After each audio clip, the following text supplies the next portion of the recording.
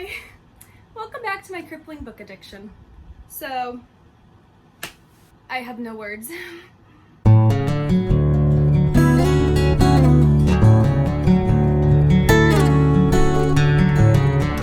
I already know how sad this is, and the sad thing is this is not all of the books I've hauled this year. This is only for the first 4 months. So I think I have an addiction officially at this point. It's fine. In my defense, I did not buy every single one of these. I discovered Pongo Books this year, and if you don't know Pongo Books, I swear this is not being sponsored, but they are my lifesaver. It is a book buying and selling app, and it gives you credit to buy more books off the site, and that is where I got a good portion of these.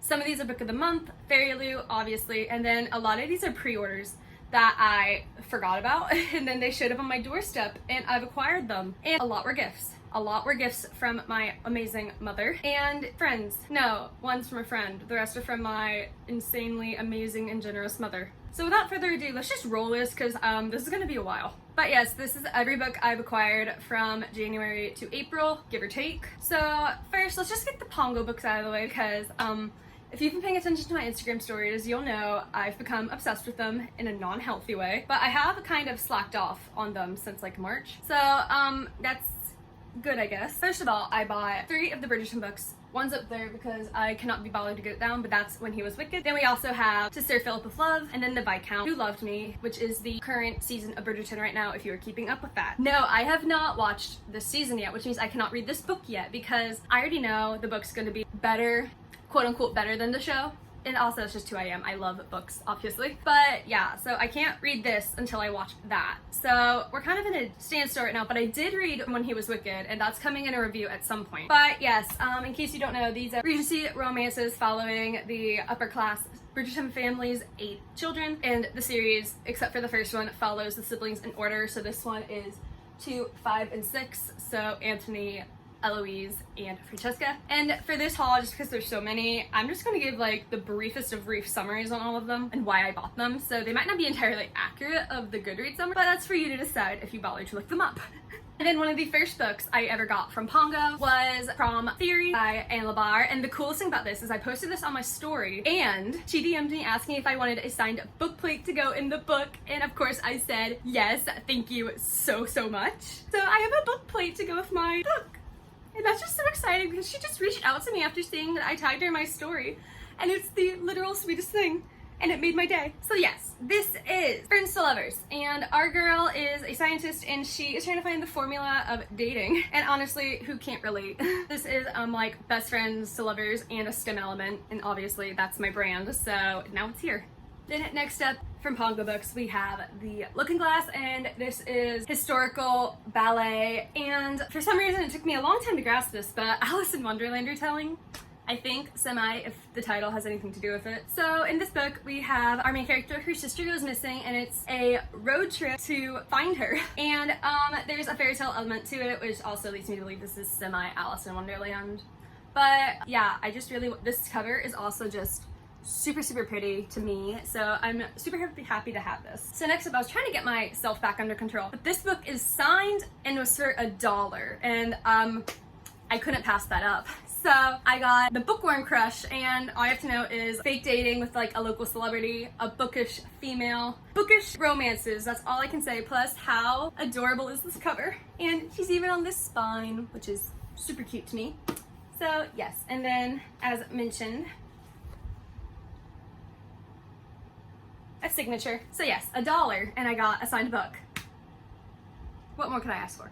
And then for this part of the year, and then next up on the Pongo book haul is Her Hidden Genius, and I'm a scientist, and this is about a woman in STEM who was essential in discovering DNA. And I think the literal coolest thing in the world, the end pages are her at a microscope. How cool is that? But yes, this is Marie Benedict, and I had never heard of Marie Benedict prior to buying this book, but apparently she writes a whole bunch of women in history novels, and there are 2 other books by her I have my eye on, so that's exciting, and I'm super excited to read this one by her. And regardless of how I feel about it, I'll be keeping it because women in STEM and microscope picture end pages, please. What's next? And next up, I'm going to be showing, just because I think it's easiest, I'm going to show you the 2 remaining books I have from my Bookmas. So the first one is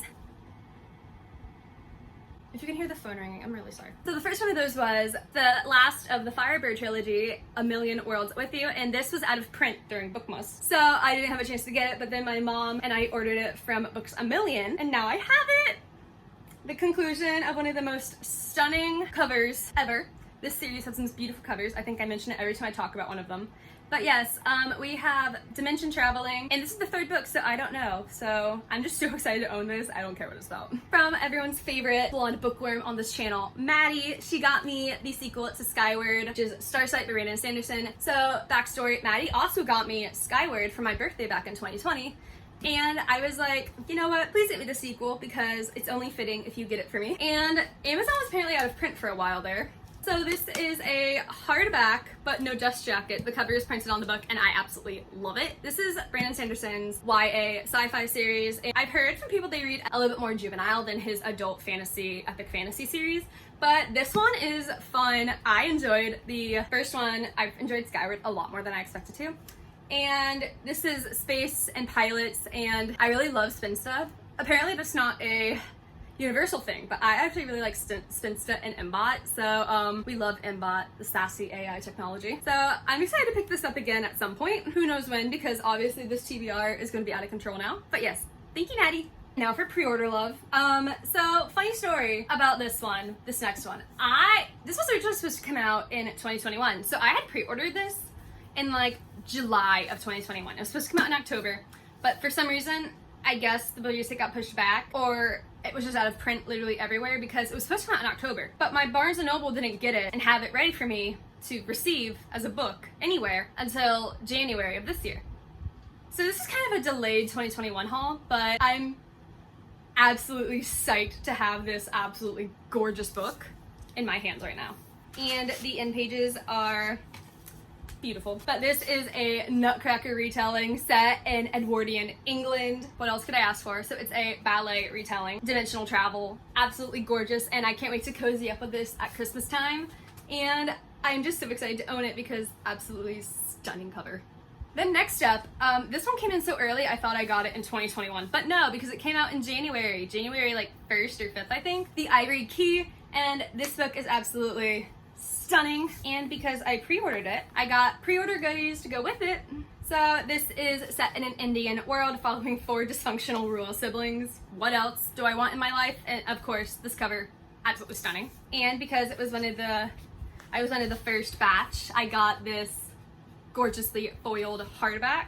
I'm so happy to have this. This one came out in February, and so I pre-ordered it because I read the arc in January, and that is Castles in Their Bones, my first read of the year. And I rated it 5 on Goodreads, and in my heart it's a 5. This has the potential to be one of my new favorite YA fantasy series. There's political intrigue, 3 morally gray triplet sisters, and the whole reason I picked this book up was because A, I had the NetGalley arc, B, after Encanto, on my Encanto brain riot, which has never fully left, I just wanted something with triplets so badly, and this delivered. And we also have like a celestial-esque magic in the form of wishes and magic touched people, and it's really, really neat. There's a whole map. Laura Sebastian just has a gift for writing characters and worlds, and I'm so excited to keep on with this series. This is a trilogy, and the next book comes out at some point next year, and I am so excited. And then last up on the list, I showed you the art I have of this book. This is the first physical arc I ever received of a book ever, and I won it in a giveaway, and now I have the published full version of Forgery of Roses. And this is about a girl who can paint portraits that alter people in real life. And she's trying to keep this a secret, obviously. And now she's being blackmailed into resurrecting someone. And gothic art vibes, let's go. And plus, this cover is absolutely stunning. And now for books I bought. This is When You Get the Chance by Emma Lord. This was one of the last books I read in 2021 as an arc. This came out in January. And this is a gender-bent Mamma Mia retelling with so much heart and emotion, and it's also a love letter to theater, so if any of you are theater lovers out there, you will almost guaranteedly love this. And oh yes, this is also one of the few books I have my stamp going and my little system up here. And in front of this is also one of the main reasons I also bought this after already having read it is I love when hardcovers have a little something special for like the first batch. It makes me really happy. And now for just book buying with my parents. And book buying in general. to continue on the Emma Lord train, we have You Have a Match. She does have another book, Tweet Cute, but that one just doesn't sound as interesting to me for whatever reason. This one is about a girl who takes a DNA test to impress a guy, apparently, but I don't know what that's about.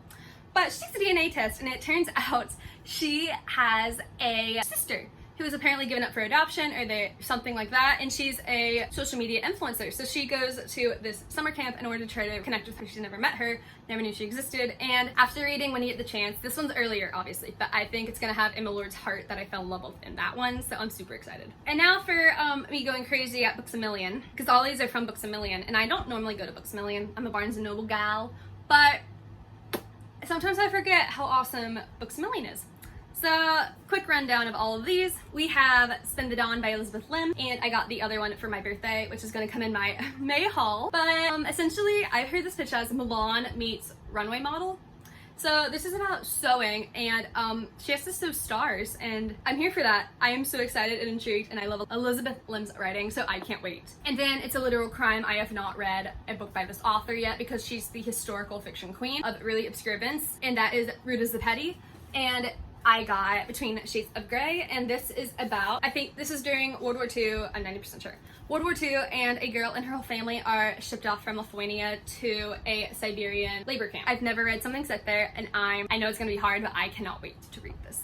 And then one of the last 2021 releases I have that I didn't already own, Edgewood, and this is Forced Proximity Enemies to Lovers, which I have learned I do like. Like, enemies to lovers is not one of my favorite tropes, but if it's forced proximity, forced working together, to friends, to lovers, then I appreciate enemies to lovers. That was a long-winded explanation, but it's fine. And this cover is just absolutely gorgeous. I am obsessed with dark floral and that whole design and aesthetic. So this covers that, and fantasy romance, what can go wrong? And then last from Books A Million is a book I had never even heard of, but the cover was absolutely adorable, and it's Grumpy Sunshine. She doesn't believe in love, he does. Best friends to lovers. How not to fall in love. So we love a hopeless boy romantic. And this just sounds absolutely adorable, and I honestly just love this cover so very much. So I'm really excited to read it. And then, to be honest, I don't even know why I got this book, except for it was my last time in one of my favorite bookstores in Lakeland. So I wanted to get something, and I thought this was the author who wrote The Book Thief, but I was mistaken. But this book just sounds so interesting for historical fiction, and I've never really heard of this. But it is Beneath a Scarlet Sky. So this is about an Italian teenager during Nazi occupation, World War II, and he is enlisted into the German military, even though he's an Italian teenager. He's an Italian teenager, but his parents think it's going to protect him to enlist him in the German military. But instead what happens is he ends up becoming the personal chauffeur driver for Hitler's left-hand man in Italy, General Hans Lies, one of the Third Reich's most mysterious and powerful commanders. And now he is essentially being propositioned to become a spy for the Axis powers, and this is absolutely huge. And I think it's going to be a very suspenseful read at times, but I'm so excited. I love historical fiction. Even though it's still Western white history for the most part, I still love getting those different sides, because I don't think I've ever read something in Nazi Italy. It's definitely always like Germany or some other part of Europe, but Nazi Italy is something that's I've never really even seen books about, so I think it's gonna be an educational read, so I'm excited, if that's the right word. I've been talking forever and I still have a whole pile. This is my shaming method, by the way. So for those of you who don't know, I got a Book of the Month subscription. I caved last November because I wanted Library of Legends, which was a 2020 selection, so it's fine. But surprisingly, I did want through the selections so far. So I have skipped a few times. I skipped December and I most recently skipped April. But January, February, and March, I actually wanted to get the books, which I was surprised about because I wasn't expecting to want books in consecutive months.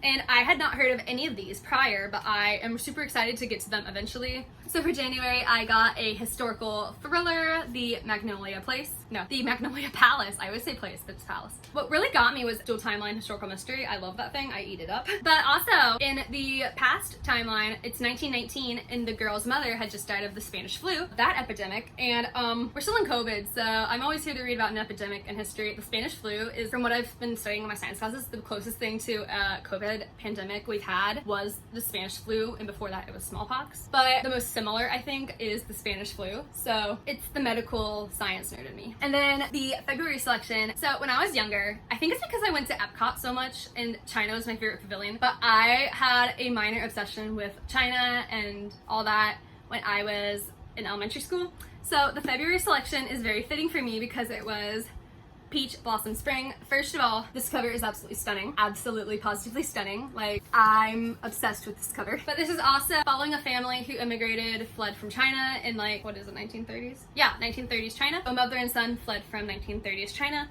and it's following their family down to generations after that as they immigrate to America. And again, I love historical fiction, and this cover, absolutely stunning, and my own love of China in the past. How could I not pick this book up? And I've also heard insanely good things about that one from other Book of the Month reviewers. And then last but not least, this cover says it all. The cartographers. And what really sold me, other than this absolutely stunning bookish cover, is that the girl's father is murdered in the New York Public Library. And that sold me. So I'm super excited to read this. There's a bookish premise and it's listed as fantasy, but the description really doesn't give away how it's going to be fantasy. So I'm really intrigued to find out, and obviously as a book lover myself, I just cannot get over this cover, and I'm so excited to display it on my shelves. And the last of my piles is Fairy Loot, and because I've already done an in-depth unboxing on these, I'm just going to quickly go over them. But first, I want to just show you. I can never get over Fairy Loot. They're gorgeous. Starting from January and working our way to April. Sorry, my book fell. So starting from January, moving into April. First we have January, Only a Monster. February, Daughter of the Moon Goddess. And I have read this. I read this in May, so I can check off a Fairy Loot book. March is The Girl Who Fell Beneath the Sea. And then April had a double feature, The Blood Scion and An Arrow to the Moon. And I'm really excited. How do people do these 50+ book hauls? This is exhausting. Well, thank you all for sticking around through this absurdity. After my next book haul, I have got to just chill. This is ridiculous. But regardless, I am so grateful to have these books on my shelf and be able to have the privilege of buying this many books to own. I am aware how grateful I am. But thank you all so much also for watching this very long video. And let me know in the comments if you have read any of these, if any of these have caught your eye, if you added anything to your TBR, or if you just want to help me prioritize what to read next-ish. Because obviously I have some reading to do because of all of these. I think I only read 2 or 3. So yeah, if you like this video and you want to see more chaos from me, please consider subscribing and sticking around my little bookish community here. And if you like this video, please like, comment, and all that fun stuff. I love chatting with you guys.